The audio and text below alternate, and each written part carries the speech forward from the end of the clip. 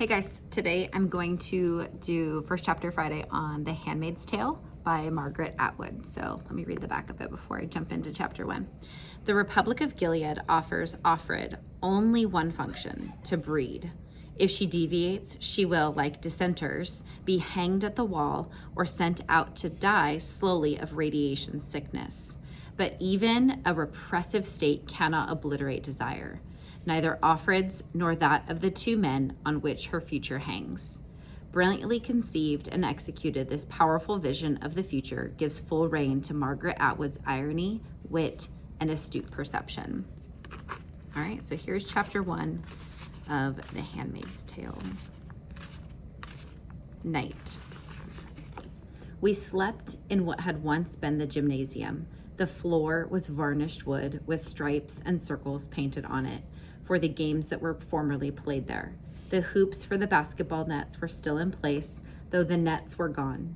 The balcony ran around the room for the spectators, and I thought I could smell faintly, like in an after image, the pungent scent of sweat, shot through with the sweet taint of chewing gum and perfume from the watching girls, felt skirted as I knew from pictures. Later in miniskirts, then pants, then in one earring, spiky green streaked hair. Dances would have been held there.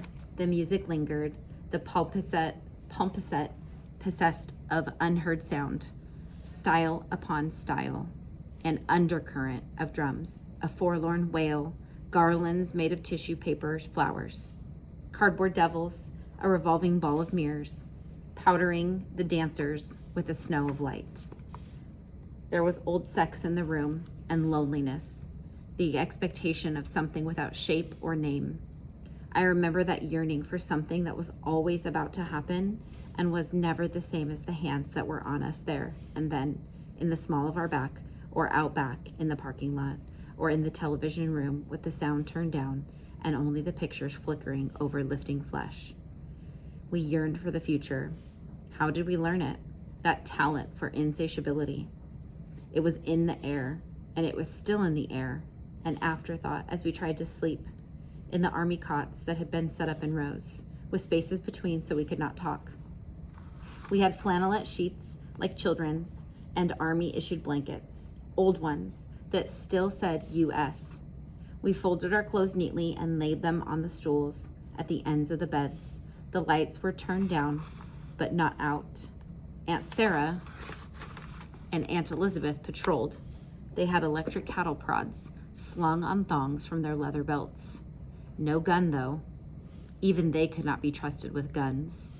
Guns were for the guards, especially picked from the angels.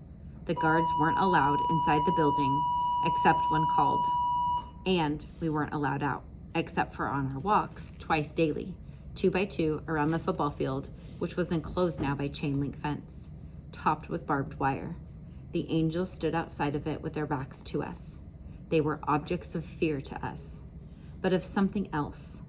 If only they would look, if only we could talk to them. Something could be exchanged, we thought. Some deal made, some trade-off. We still had our bodies. That was our fantasy. We learned to whisper almost without sound. In the semi-darkness, we could stretch out our arms when the aunts weren't looking and touch each other's hands across space.